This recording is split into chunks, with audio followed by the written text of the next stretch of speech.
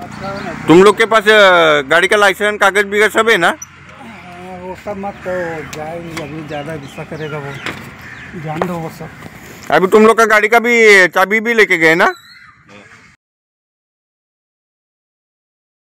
अनेकदा चौकात आणि रस्त्यांवर उभे राहण्याऐवजी वाहतूक पोलीस आड बाजूला छुप्या पद्धतीने उभे राहतात आणि 4-5 जणांच्या गठ्ठ्याने एकदम वाहन चालकांच्या अंगावर जातात आणि त्यांच्यावर वेगवेगळ्या कलमाखाली दंडात्मक कारवाई करायला सुरुवात करतात।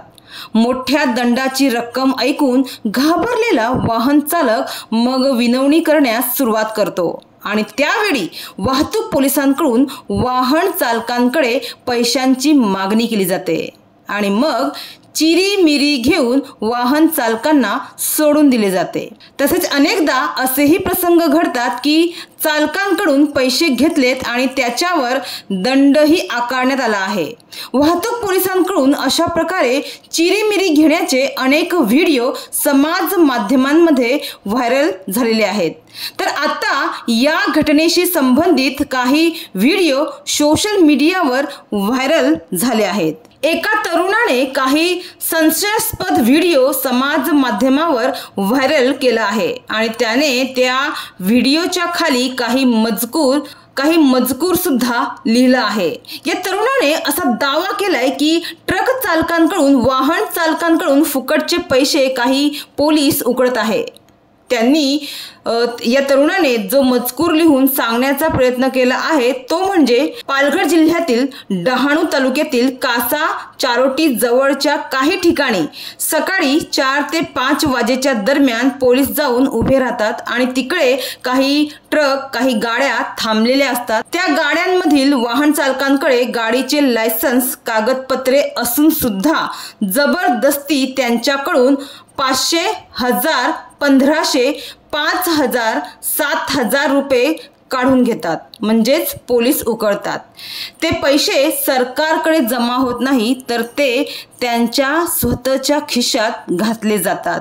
तर संध्याकाळी एक व्यक्ती बसच्या कंडक्टर सारखी मशीन घेऊन फिरतो। त्या व्यक्तीकडे घरातील एका सदस्यांच्या नावाने दररोज वेगवेगळी रक्कम जमा केली जाते असा दावा या तरुणाने समाज माध्यमावर केला आहे।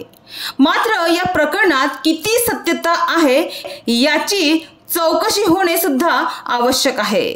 मात्र एकीकडे आपल्या समाजात नियम सिस्टम होणे गरजेचे आहे, मात्र दुसरीकडे माणूसच सर्वसामान्य व्यक्तीच पोलिसांना हप्त्याची सवय लावतो आणि सर्व नियम धाब्यावर बसवले जातात।